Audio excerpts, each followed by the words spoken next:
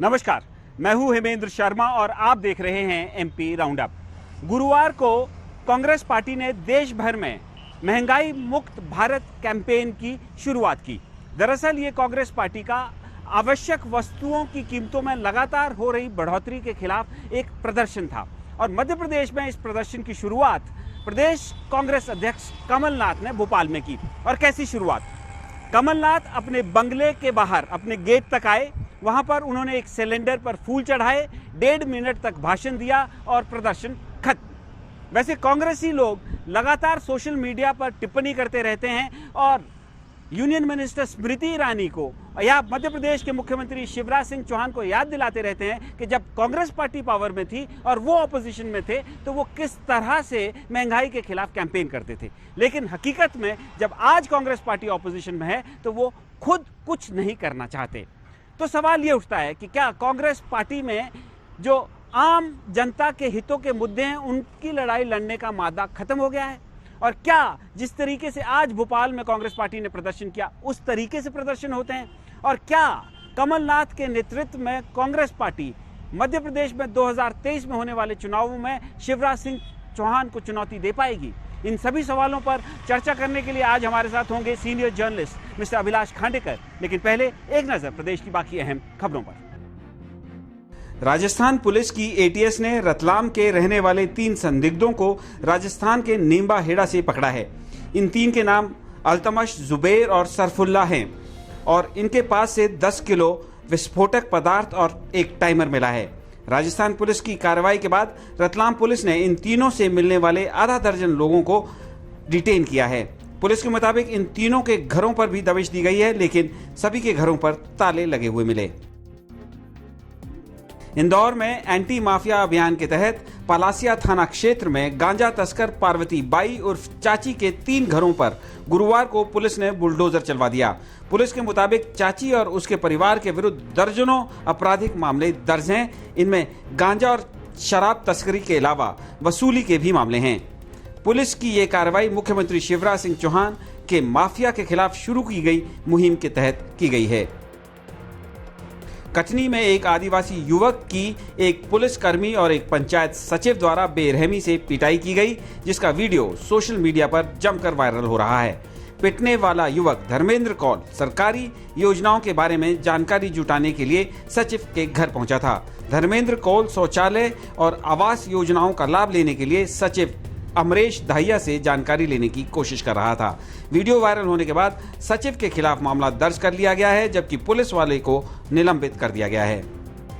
और अब बारी महंगाई के खिलाफ कांग्रेस पार्टी के प्रदर्शन की, और इस पर चर्चा करने के लिए हमारे साथ मौजूद हैं senior journalist mister Abhilash Khandekar. Sir, सबसे पहले आपका स्वागत है। सर, कांग्रेस पार्टी ने मध्य प्रदेश में आज एक प्रदर्शन किया महंगाई के खिलाफ। कांग्रेस पार्टी के अध्यक्ष कमलनाथ उस प्रदर्शन में शामिल हुए, लेकिन वो अनेक इस तरीके से अलग था प्रदर्शन के वो प्रदर्शन कमलनाथ जी के घर के बाहर ही हुआ। तो क्या इस तरह का प्रदर्शन आपने कभी अपने जर्नलिस्टिक करियर में पहले देखा है? अब इतने साल से मैं पत्रकारिता कर रहा हूं, लेकिन मैंने ऐसा कोई प्रदर्शन देखा नहीं है कि जो नेता अपने घर के सामने ही करे और जिसका कोई इम्पैक्ट पूरे शहर में, पूरे जिले में या पूरे मध्य प्रदेश में न हो, उसी मोहल्ले तक वो सीमित रह जाए। दिक्कत कमलनाथ जी के साथ में ये है कि वो जननेता नहीं है, वो अपने एयर कंडीशन नेता हैं और वो जिसको जननेता का मतलब मास लीडर नहीं है। तो मास लीडर नहीं होने के कारण उनकी अपनी दिक्कतें हैं और वो जिस तरीके से मध्य प्रदेश का कांग्रेस संगठन 2017-18 से चला रहे हैं उसके कारण आपने देख लिया, एक बार सरकार बन गई जी जो माइनॉरिटी में थी और कुछ ही दिनों में गिर भी गई। 15 महीने में सरकार बाहर हो गई और पूर्व मुख्यमंत्री बन गए, लीडर ऑफ अपोजिशन में गए। अब प्रश्न ये उठता है कि कमलनाथ जी कांग्रेस को इतनी लुटिया डुबाने में और भरकस प्रयास क्यों कर रहे हैं? आज का जो उनका प्रदर्शन था और उसके पहले भी उन्होंने कांग्रेस का जो घर चलो घर घर चलो अभियान था उसमें भी उनका परफॉर्मेंस बहुत खराब रहा। मध्य प्रदेश में वैसे भी कांग्रेस की हालत बहुत खराब है और एक विपक्षी दल के नाते उनकी जो जिम्मेदारियां हैं कमलनाथ जी के लीडर ऑफ अपोजिशन के होने के नाते उनका भी निर्वहन वो ढंग से कर नहीं पा रहे हैं। और मुझे समझ में नहीं आ रहा है कि कांग्रेस हाईकमांड उनको हटा क्यों नहीं देती है मध्य प्रदेश कांग्रेस के अध्यक्ष पद से या लीडर ऑफ अपोजिशन के किसी 1-2 पद हैं और मध्य प्रदेश के युवा नेता तो ये कह रहे हैं कि भाई मैंने तो कोई दरखास्त नहीं दी थी, अर्जी नहीं हाँ दी वो थी। भी मैंने सुना कि उन्होंने ये कहा कि मैंने मुख्यमंत्री बनने के लिए कोई अर्जी नहीं दी। तो ये वो मीडिया को और जनता को छलावा कर रहे हैं। कभी किसी भी प्रदेश के किसी भी पार्टी के कद्दावर नेता ने अपने पार्टी के हाईकमांड के सामने कभी भी पिछले मतलब 75 साल में किसी ने भी कोई अर्जी नहीं दी थी। वो किसको बेवकूफ बनाने की कोशिश कर रहे हैं कमलनाथ जी? उनको ये मालूम होना चाहिए कि इस तरीके से अर्जी देके कोई मुख्यमंत्री नहीं बनता। दूसरी बात, यदि कमलनाथ जी अपने युवा पीढ़ी के नेताओं के साथ यदि अन्याय कर रहे हैं तो उनको ये समझना चाहिए कि वो कांग्रेस पार्टी का एक बहुत दूर तक का नुकसान कर रहे हैं, क्योंकि जो नए उभरते जो नेता हैं उनके साथ उनको भी वो साथ में नहीं ले रहे हैं और कांग्रेस पार्टी को एनर्जाइज या उत्साह से भर नहीं पा रहे हैं वो। और इस तरीके से प्रदर्शन फिर बताते हैं कि कमलनाथ जी का कांग्रेस चलाने में कोई इंटरेस्ट या कोई रुचि नहीं है। ऐसे में कांग्रेस पार्टी को, मैं तो कोई कांग्रेस का प्रवक्ता नहीं हूं, पर कांग्रेस को प्रजातंत्र की रक्षा करने के लिए समझना चाहिए कि ऐसे नेता जो पार्टी का कोई भला नहीं कर पा रहे उनसे छूट मुक्ति पाए और दूसरे नेता जो कुछ कर गुजरने की क्षमता रखते हैं उन लोगों को आगे लाने की कोशिश करें। सर, जिस तरीके से ये प्रदर्शन आज हुआ, तो क्या इससे कहा जा सकता है कि कांग्रेस पार्टी के अंदर अब वो मादा नहीं बचा है कि वो जनहित के मुद्दों को उठा सके? वो न सिर्फ जनहित के मुद्दों को, जैसे आज की बात तो महंगाई को लेके थी, महंगाई कमर तोड़ रही है, लगातार पेट्रोल, डीजल और गैस की कीमतें बढ़ रही है, उसके कारण गरीब जनता, मध्यम वर्गीय लोगों की हालत बहुत खराब है, जो लाखों की संख्या में है मध्य प्रदेश में।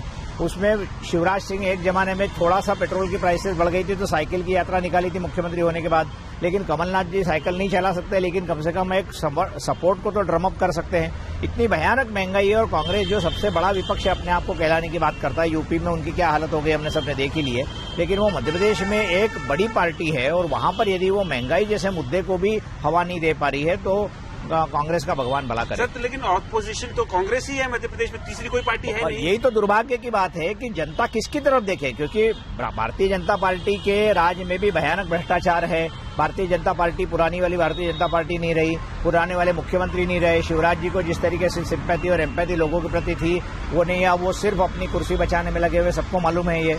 वो बहुत ज्यादा लोगों से मिलते नहीं है, बहुत ज्यादा ब्यूरोक्रेसी भी हावी है, काम नहीं हो पा रहे। ऐसे समय में कमलनाथ या किसी भी विपक्षी नेता को बहुत मुद्दों के साथ में अपनी पार्टी को सजीव करना चाहिए, उसको आक्रामक बनाना चाहिए और मध्य प्रदेश में एक जो अपोजिशन की भूमिका उसका निर्वहन अच्छे तरीके से करना चाहिए। लेकिन ये बहुत ही दुर्भाग्य की बात है कि कमलनाथ नहीं कर पा रहे हैं और कांग्रेस के दूसरे नेता कमलनाथ जी पर उंगली भी नहीं उठा पा रहे हैं। अब ऐसे में सोनिया गांधी, प्रियंका, राहुल गांधी, इनके लिए मध्य प्रदेश में कोई प्रायोरिटी है? क्योंकि अगले साल हमारे यहाँ चुनाव है।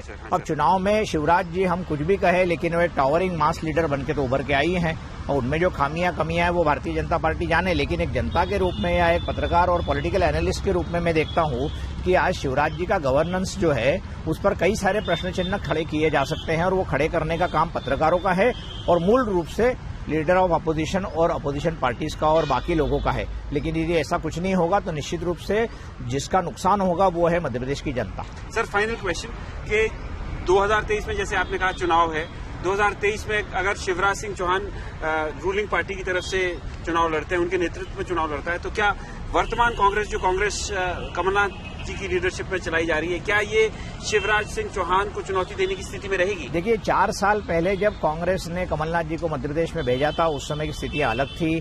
उस समय शिवराज जी भी जो भारतीय जनता पार्टी जो हारी थी वो कुछ 500,000 की सीट से हारी थी, वरना नहीं हारती। लेकिन उस समय का जो नेता था वो निश्चित रूप से ज्योतिरादित्य सिंधिया थे जो कांग्रेस से बीजेपी में आ गए।